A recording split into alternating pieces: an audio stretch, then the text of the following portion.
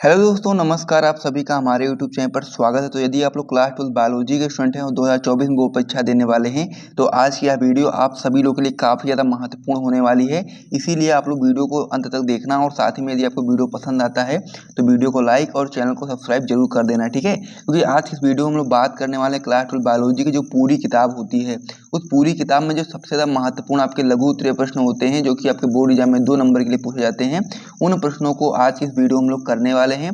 तो आप लोगों को वीडियो के अंत तक बने रहना है। सारे प्रश्न मैं आपको बताऊंगा, साथ में उसका सलूशन किस प्रकार से आपकी बोर्ड परीक्षा की कॉपी में आपको लिखना है वो भी मैं आपको बताऊंगा। और साथ ही में इस प्रकार का नोट्स वगैरह आपको कहाँ पर मिलेगा, कैसे मिलेगा, वो सारी चीज़ें भी मैं आपको बताऊंगा। तो ये सारी चीज़ों को जानने के लिए आपको वीडियो को अंत तक देखना है। और साथ ही में जितने भी प्रश्न मैं आपको यहाँ पर कराने वाला हूँ, सभी को अपनी कॉपी में नोट करते हुए चलना है।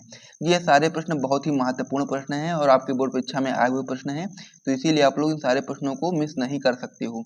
यदि आप लोग इन प्रश्नों को मिस करोगे तो फिर आपके बोर्ड एग्जाम में अच्छे नंबर नहीं आएंगे। और यदि आप लोग क्लास 12 की बायोलॉजी में 70 में 70 नंबर लाना चाहते हैं, तो आप लोग इस पूरे वीडियो को ध्यान से देखना और उसमें जितने भी प्रश्न कराए जाएंगे उन सारे प्रश्नों को आप लोग ध्यान से अपनी कॉपी में नोट कर लेना। तो चलिए हम लोग अपने वीडियो को स्टार्ट करते हैं। तो वीडियो को शुरू करने से पहले मैं आपको बताना चाहता हूँ कि ये सारा पीडीएफ आपको कहाँ पर मिलेगा, ठीक है। तो उसके लिए आपको क्या करना होगा, आपको हमारे टॉपर ग्रुप में ज्वाइन होना पड़ेगा। और एक सब्जेक्ट के लिए जो टॉपर ग्रुप का प्राइस रखा गया है, मात्र 100 रुपये रखा गया है, ठीक है। मात्र 100 रुपये में आपको क्या क्या चीज़ें मिलेंगी वो भी मैं आपको बता देता हूँ। जैसे कि मान लीजिए आप लोग बायोलॉजी के लिए टॉपर ग्रुप लेते हैं, तो उसमें आपको मिलेगा क्या, क्लास 12 बायोलॉजी की जितने भी चैप्टर होते हैं उन सभी का हैंड रिटन नोट्स आपको मिल जाएगा।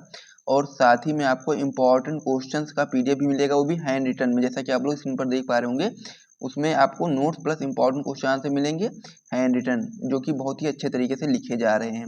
इस प्रकार से आप लोग स्क्रीन पर देख पा रहे होंगे, इसी प्रकार से आपको वहां पर देखने को मिलेगा। तो यदि आप लोग इस प्रकार से प्राप्त करना चाहते हैं तो आप लोग हमारे टॉपर ग्रुप में ज्वाइन हो सकते हैं। एक सब्जेक्ट के लिए टॉपर ग्रुप का प्राइस मात्र 100 रुपये रखा गया है।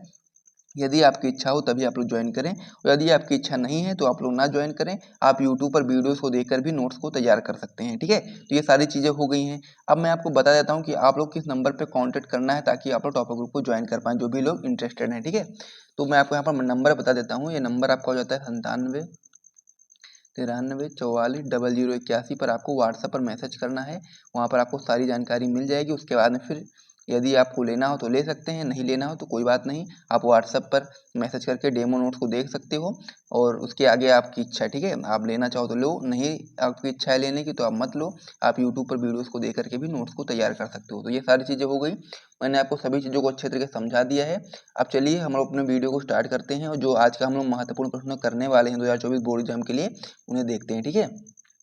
तो आज की वीडियो में हम लोग क्या पढ़ने वाले हैं, हम लोग पढ़ने वाले हैं बोर्ड परीक्षा 2024 की तैयारी करते हुए क्लास 12 बायोलॉजी जो पूरी किताब होती है, उसमें से जो सबसे ज़्यादा महत्वपूर्ण आपके लघु उत्तरीय प्रश्न होते हैं, जो कि आपके बोर्ड एग्जाम में 2 नंबर के लिए आते हैं, उन प्रश्नों को हम लोग देखने वाले हैं। बहुत ही महत्वपूर्ण प्रश्नों को हम लोग देखेंगे, जो आपके बोर्ड एग्जाम में इनकी आने की संभावना 90% तक आराम से होने वाली है, हर एक प्रश्न की, ठीक है। क्योंकि मैं यहाँ पर ज़्यादा प्रश्न आपको उतना ज़्यादा नहीं कराऊंगा, मैं उतना ही प्रश्न कराऊंगा जो आपके बोर्ड एग्जाम के लिए बहुत ज़्यादा जरूरी है और जिसे आप लोग अच्छे तरीके से तैयार कर पाओ। मैं उतने ही प्रश्न आपको यहाँ पर कराऊंगा।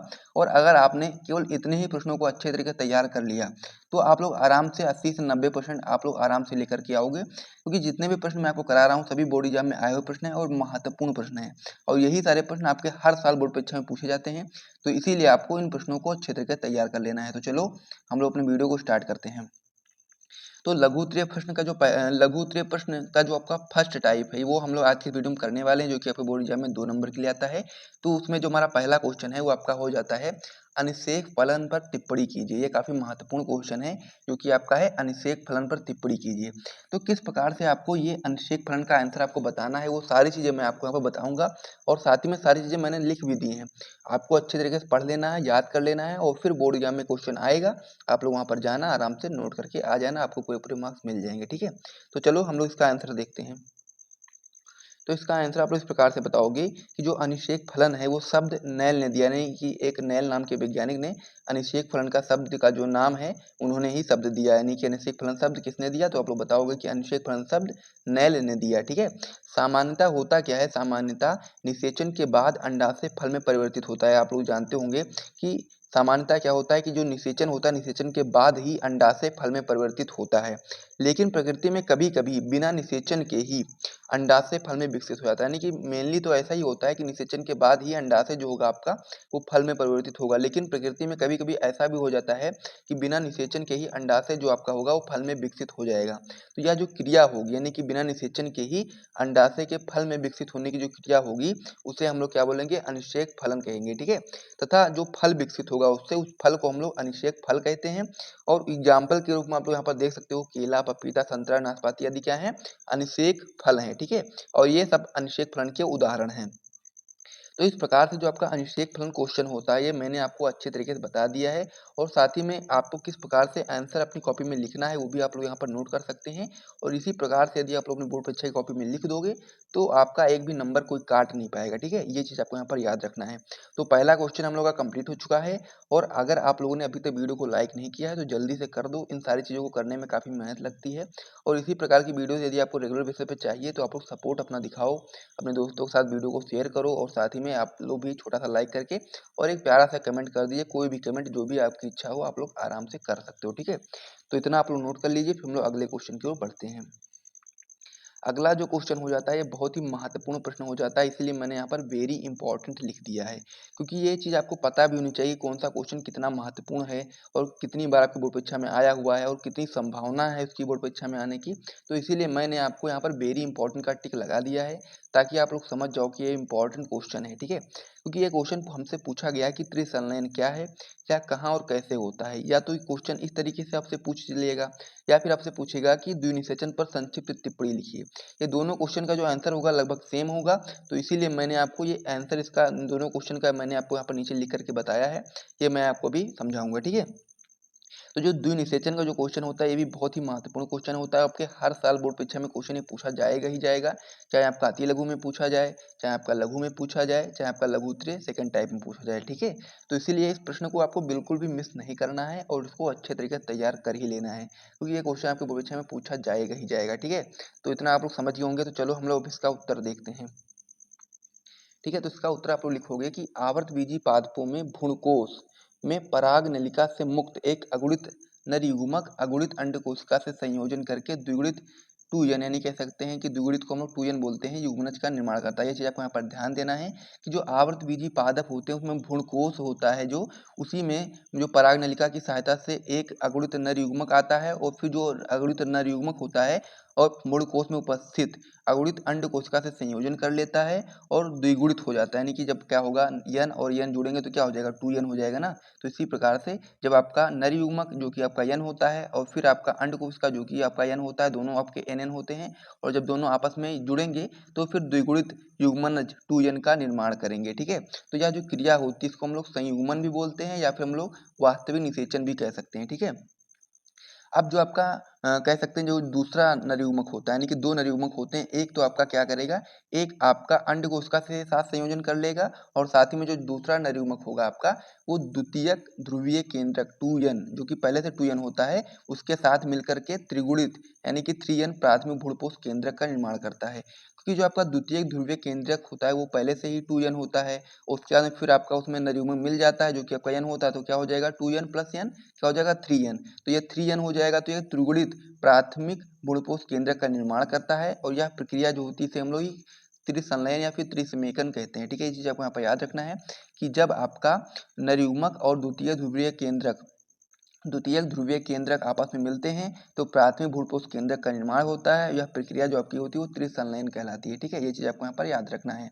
आगे आप लोग बताओगे इस प्रकार दोनों नरयुग्मक, यानी कि आपने देखा कि सबसे पहला जो नरयुग्मक था वो आपका अंड कोशिका के साथ संयोजन किया, और जो दूसरा नरयुग्मक था वो आपका द्वितीयक ध्रुवीय केंद्रक के साथ संयोजन किया। तो इस प्रकार से आपके जो दोनों नरयुग्मक थे वो निषेचन प्रक्रिया में भाग लेते हैं, अर्थात जो निषेचन होता है वो दो बार होता है। आप लोगों ने देखा पहली बार कब हुआ, पहली बार जब आपका नरयुग्मक मादा युग्मक के साथ मिला तब हुआ। दूसरी बार कब हुआ, दूसरा बार जब आपका नरयुग्मक द्वितीयक ध्रुवीय केंद्रक के साथ मिला तब हुआ। तो इस प्रकार से दो निषेचन होता है, दो बार निषेचन होता है। इसीलिए इस प्रक्रिया को हम लोग क्या बोलते हैं, द्विनिषेचन, या कह सकते हैं दोहरा निषेचन, या कह सकते हैं कि द्विनिषेचन। ठीक है, ये चीज आपको यहाँ पर याद रखना है। तो इस प्रकार से त्रिसंलयन क्या है ये चीज़ यहाँ तक आप समझ गए। उसके बाद फिर द्विनिषेचन पर संक्षिप्त टिप्पणी कीजिए, वो भी आप लोग समझ गए। दोनों क्वेश्चन का आंसर सेम होता है, तो इसलिए आप लोग इन क्वेश्चन के आंसर को अच्छे तरीके से अपनी कॉपी में नोट कर लो। और जो भी लोग टॉपर ग्रुप में नहीं ज्वाइन है वो लोग ज्वाइन जरूर कर लीजिए। बहुत ही मिनिमम कॉस्ट रखा गया है, अब उससे सस्ते में आपको कहीं पर भी कुछ भी नहीं मिलने वाला है, तो इसीलिए आप लोग आराम से ज्वाइन कर सकते हो। और ये क्वेश्चन का आंसर आप लोग अपनी कॉपी में नोट कर सकते हो। इतना आप लोग नोट कर लीजिए, फिर हम लोग अगले क्वेश्चन की ओर बढ़ते हैं, ठीक है। तो मैं उम्मीद करता हूँ कि ये क्वेश्चन आप लोगों ने अभी तक नोट कर लिया होगा, तो इतना आप लोग जल्दी से नोट करेंगे, फिर हम लोग अगले पेज पर बढ़ेंगे। तो मैं इस पेज को अब हटा देते हैं। अगला जो हमारा क्वेश्चन हो जाता है आपका हो जाता है लघु बीजाणु जनन व गुरु बीजाणु जनन में अंतर कीजिए, ठीक है। तो ये जो क्वेश्चन होता है ये भी आपका इंपॉर्टेंट क्वेश्चन हो जाता है, तो इसलिए आप लोग इस पर भी आप लोग क्या लगा लेंगे, IMP का टिक लगा लेंगे, ठीक है। ये भी आपका इंपॉर्टेंट होता है, यानी कि जितने भी क्वेश्चन मैं आपको करा रहा हूँ सारे आपके मोस्ट इंपॉर्टेंट क्वेश्चन होते हैं, और सारे आपके बोर्ड परीक्षा में 1 बार 2 बार 3 बार 4 बार आ भी चुके हैं, तो इसीलिए आप लोग इनको अच्छे तरीके से तैयार करेंगे। तो हमारा क्वेश्चन क्या है, हमारा क्वेश्चन हमसे पूछा गया है कि लघु बीजाणु जनन व गुरु बीजाणु जनन में अंतर स्पष्ट करना है। तो सबसे पहले आप लोग क्या करोगे, लघु बीजाणु जनन का हेडिंग लगा लोगे और एक साइड में आप लोग गुरु बीजाणु जनन का हेडिंग लगा लोगे। सबसे पहले आप लोग लघु बीजाणु जनन में पहली हेडिंग लिखोगे, आप लोग लिखोगे कि यह क्रिया पुंकेसर के परागकोश में होते हैं, यानी कि जो लघु बीजाणु जनन होता है जिसमें लघु बीजाणु बनते हैं, वह क्रिया जो होती है वो आपके पुंकेसर के परागकोश में होती है। वहीं पर यदि हम लोग गुरु बीजाणु जनन की बात करें तो यह क्रिया बीजांड के अंदर होती है।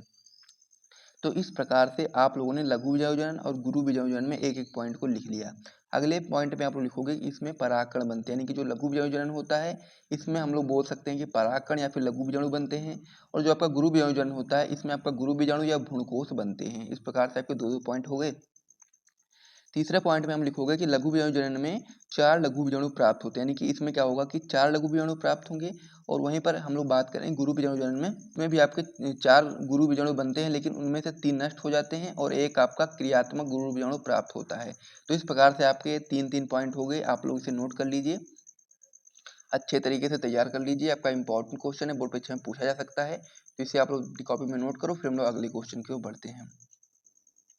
अगला क्वेश्चन हमारा हो जाता है भ्रूणकोष तथा भ्रूणपोष में अंतर कीजिए। ये भी आपका इंपॉर्टेंट क्वेश्चन होता है, आपके बोर्ड परीक्षा में पूछा भी गया है, तो इसीलिए आप लोग इसको भी अच्छे तरीके से तैयार करेंगे। पहला इसमें हम लोग हेडिंग लगा लेंगे सबसे पहले भ्रूणकोष और भ्रूणपोष का। फिर हम लोग पहले लिखेंगे कि यह अगुणित एन होता है, यानी कि जो आपका भ्रूणकोष होता है वो आपका अगुणित होता है, यानी कि एन होता है। वहीं पर यदि हम लोग भ्रूणपोष की बात करें तो यह त्रिगुणित होता है, 3n होता है, ठीक है। इसमें दूसरा पॉइंट आपका हो जाता है कि इसका विकास क्रियाशील गुरु बीजाणु मात्र कोशिका से होता है। वहीं पर भ्रूणपोष जो आपका होता है इसका विकास प्राथमिक भ्रूणपोष कोशिका से होता है। आगे हम लोग इसमें बताएंगे कि यह भ्रूण के विकास में सहायक है, यानी कि जो आपका भ्रूणकोष होता है वो भ्रूण के विकास में सहायक होता है, और जो आपका भ्रूणपोष होता है वो आपका भ्रूण के पोषण में सहायक होता है, यानी कि भ्रूण को भोजन प्रदान करने का कार्य करता है, ठीक है। आगे आप लोग इसमें बताओगे कि इसमें भोजन संचित नहीं होता, यानी कि जो भ्रूणकोष होता है उसमें भोजन संचित नहीं होता है, लेकिन जो भ्रूणपोष होता है इसमें भोजन संचित होता है, क्योंकि इसका काम ही होता है पोषण प्रदान करने का। तो इसीलिए आप लोग बता सकते हो कि जो भ्रूणपोष होता है उसमें भोजन संचित होता है। तो इस प्रकार से जो आपका ये भ्रूणकोष और भ्रूणपोष में जो अंतर है वो भी कंप्लीट हो चुका है, तो इसे भी आप लोग अपनी कॉपी में नोट कर लो, फिर हम लोग अगले क्वेश्चन की ओर बढ़ते हैं।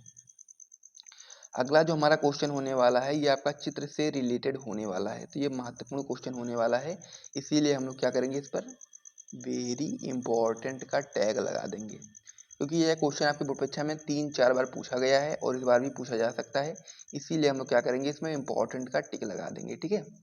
ताकि आप लोग जब भी ये क्वेश्चन तैयार करो तो आपको याद रहे कि ये इंपॉर्टेंट क्वेश्चन है, इसको अच्छे तरीके से हमको ड्रा करके तैयार कर लेना है, ठीक है। इसमें हम लोग को क्या बताना है, हम लोग को बताना है कि परिपक्व परागकोश की अनुपस्थित काट का हम लोग को चित्र बनाना है, ठीक है। यानी कि जो परागकोश है वो कैसा है, परिपक्व की अवस्था में है, तो उस परिपक्व परागकोश की अनुप्रस्थ काट का हम लोग को चित्र बनाना है। इस प्रकार से आप लोग चित्र बना सकते हो, और साथ ही में ये जो आपका देख पा रहे हो छोटे छोटे यही आपके परागकण होते हैं, तो ये पूरा आपका परागकोश होता है, ये आपका संवहन पूल होता है, फिर संवहन मंडल बोल सकते हो, यहाँ आपका रंध्रक होता है, ये आपका अधिचर्म होता है। तो इस प्रकार से आप लोग परिपक्व परागकोश की अनुप्रस्थ काट का चित्र बना सकते हो। मैंने आपको बता दिया है, आप लोग इसे स्क्रीनशॉट ले लो और अपनी कॉपी में बना करके 3-4 बार प्रैक्टिस कर लो। बहुत ही सिंपल सा चित्र है, कोई समस्या नहीं आने वाली है आपको, एक बार 2 बार बनाओगे तो आपका हो जाएगा, ठीक है। तो इतना आप लोग जल्दी से अपनी कॉपी में नोट कर लो, और उसके बाद हम लोग वीडियो को समाप्त करते हैं। हम लोग नेक्स्ट वीडियो में मिलेंगे और भी कुछ महत्वपूर्ण प्रश्नों के साथ में। ये पूरी एक सीरीज है, ठीक है। लघु उत्तरीय प्रश्न की ये पूरी एक सीरीज है। इसमें जितने भी पूरी किताब जो होती है उसमें से जितने भी आपके महत्वपूर्ण लघु उत्तरीय फर्स्ट टाइप के क्वेश्चन हैं वो सारे सीरीज के अंतर्गत कराए जाएंगे। तो इसीलिए आप लोग सीरीज को अच्छे तरीके से फॉलो करना और वीडियो को लाइक जरूर कर देना और चैनल को सब्सक्राइब भी कर देना, ताकि आप लोगों का सपोर्ट इसी प्रकार से जब देखने को मिलेगा तो फिर आपको रेगुलर बेसिस पे वीडियो देखने को मिलेंगी। ठीक है, तो चलिए हम लोग वीडियो को समाप्त करते हैं। यदि आपको वीडियो पसंद आया तो वीडियो को लाइक और चैनल को सब्सक्राइब करिए। मिलते हैं नेक्स्ट वीडियो में, तब तक के लिए जय हिंद।